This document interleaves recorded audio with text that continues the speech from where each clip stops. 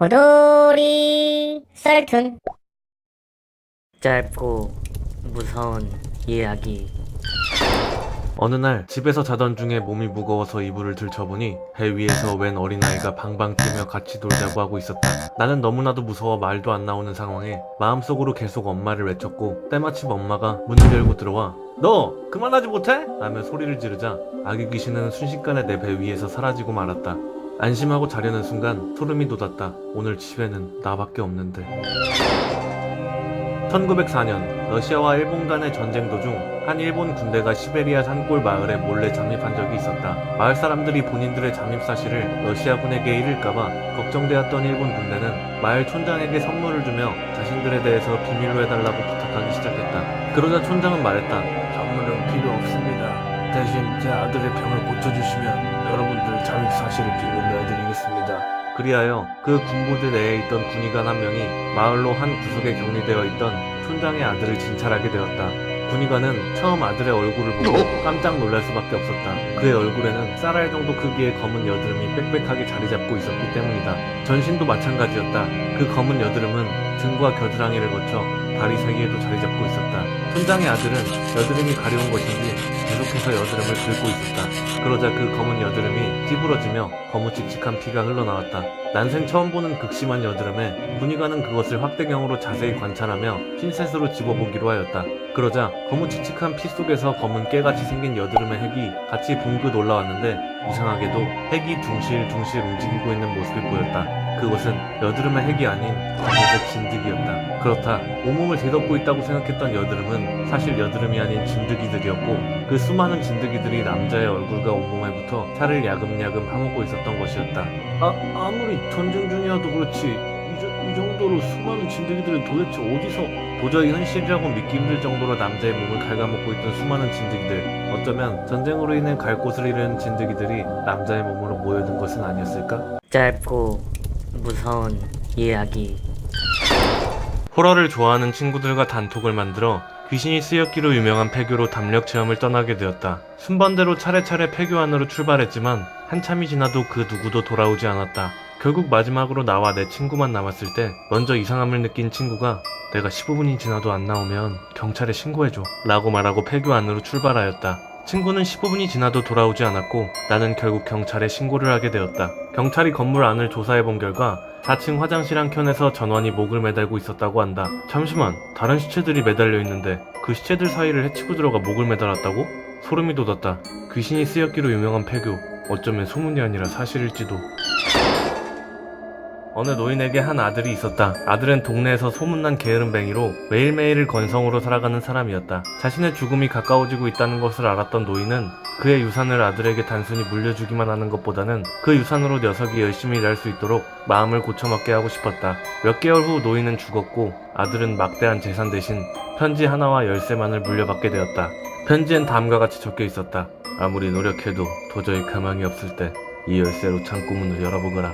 아버지의 재산 대신 창고의 열쇠를 받은 아들은 당연히 그 창고 속에 돈이 있을 거라는 생각으로 이전과 똑같이 게으름을 피우며 하루하루를 나태하게 살아갔다. 남자의 생활은 당연하게도 날로 궁핍해져갔다. 점점 더 어려워져가는 형편 속에 드디어 밥 한 끼 사먹을 돈도 없어지게 되자 남자는 편지에 쓰인 대로 열쇠로 창고의 문을 열게 되었다. 그러나 그곳에는 막대한 재산은커녕 자살용 로프만이 천장에 매달려 있었다. 남자는 강한 배신감에 죽은 아버지를 향해 소리쳤다. "아버지! 그 많던 재산은 다 어디로 가고 저한테 이런 모욕을... 아버지!" 아들은 아버지를 크게 원망했다. 그러나 어쨌든 당장 먹고 살 돈이 없어진 아들이었기에 남자는 열심히 일을 할 수밖에 없었다. 하지만 뒤늦게 열심히 해봤자 결국 제자리 걸음일 뿐. 남자의 열띤 노력에도 상황은 결국 나아지지 않았다. 밥 한 끼조차 먹을 돈도 없는 남자에게 결국 남은 선택은 죽음뿐이었다. 남자는 결국 마음속 깊이 절망을 느끼며 지난 날을 후회했다. 아버지 말대로 처음부터 열심히 살걸, 나태하고 게으르게 지내지 말걸. 휘몰아치는 후회감의 아들은 아버지의 뜻대로 창고로 돌아와 로프에 목을 매기 시작했다. 그런데 그 순간 천장이 무너지며 아버지가 숨겨놓은 현금과 금괴가 무더기로 쏟아졌다. 그렇다. 사실 그 방은 로프에 체중이 실리면 천장이 무너지게끔 장치가 되어 있었던 것이었다. 자살밖에 해답이 없을 정도로 절망의 상황까지 이르러 노동의 소중함을 깨닫게 되는 것. 그것이 바로 노인이 생각한 계략이었다. 짧고 무서운 이야기.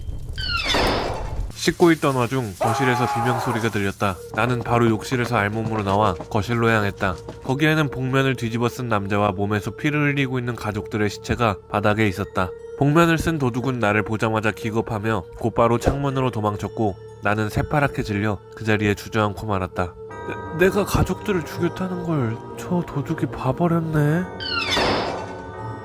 무용대회에서 늘 1등을 하던 아이가 있었고 그 1등을 이기지 못해 매일 애가 타는 2등이 있었다.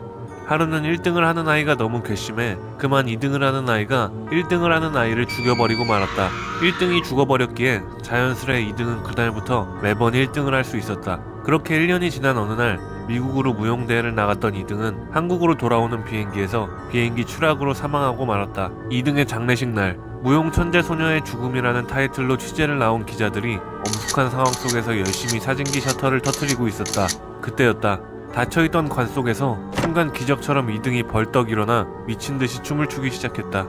그 장면을 놓칠 리 없는 기자들은 쉴 새 없이 사진을 찍어냈다. 그 후 그녀의 장례식에서 돌아온 기자는 기사에 실을 사진을 고르기 위해 그날 찍은 사진들을 둘러보고 있었다.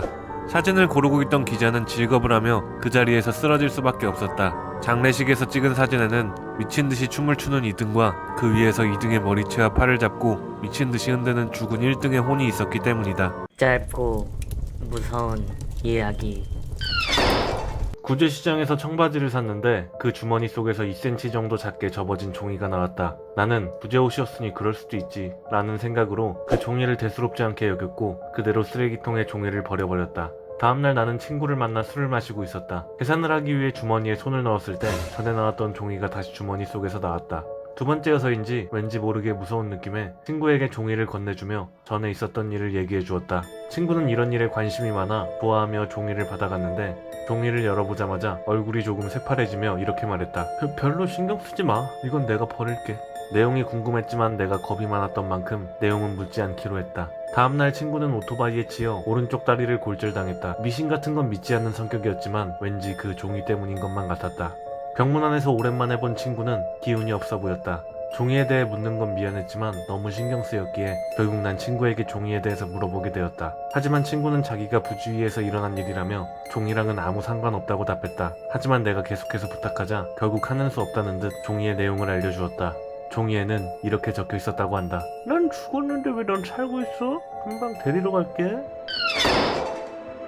군인이었던 시절 야외에서 밤샘 훈련을 한 적이 있었다. 아주 늦은 새벽 졸음을 참지 못했던 나는 근처에 있는 커다란 돌에 기대서 자고 있었는데 귓가에 누군가 자꾸 야야야 하고 부르는 소리에 그만 잠에서 깨버렸다. 하지만 주위엔 아무도 없었고 오히려 조용함과 적막함만이 흘렀다. 나는 다시 잠에 들었다. 그러자 이번엔 화난 목소리로 야야야야야 하는 소리가 귓가에 들렸다. 다시 한번 잠에서 화들짝 깼지만 역시 주변엔 아무도 없었다. 다음날 날이 밝았다. 나는 철수하려고 자리에서 일어났고 그때서야 내가 기대 잔 곳이 돌이 아닌 무덤이었다는 사실을 깨달을 수 있었다. 그렇다면 밤새 내기에 야 라고 소리친 사람은 무덤의 주인이었을까? 짧고 무서운 이야기.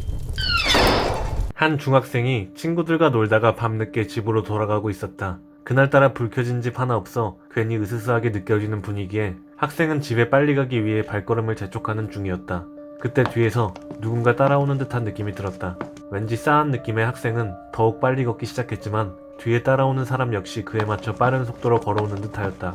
그 순간 골목길에서 어떤 남자가 나왔다. 학생은 생각했다. 뒤에서 웬 남자도 따라오고 혼자 가기도 무서운데 저 아저씨랑 같은 아파트였으면 좋겠다. 신이 도운 건지 골목길에서 튀어나온 남자는 학생과 같은 아파트에 사는 듯 학생과 똑같은 아파트를 향해 걸어가고 있었다. 결국 세 사람은 같은 엘리베이터를 타게 되었다. 학생의 뒤를 쫓아오던 남자는 학생보다 한층 아래의 층을 눌렀고 골목길에서 나온 남자는 층을 누르지 않았다. 잠시 후 뒤를 쫓아오던 수상한 남자는 골목길에서 나온 남자의 눈치를 보더니 엘리베이터 문이 열리자마자 황급히 빠져나갔고 학생과 골목길의 남자는 함께 14층에 내릴 수 있었다. 학생은 남자에게 웃으며 말했다. 혹시 옆집 사세요? 너무 감사해요. 사실 아까 그 사람이 계속 뒤쫓아와서 무서웠거든요. 그러자 골목길의 남자가 인자히 웃으며 말했다. 고마워할 거 없어 학생. 나도 공범이거든.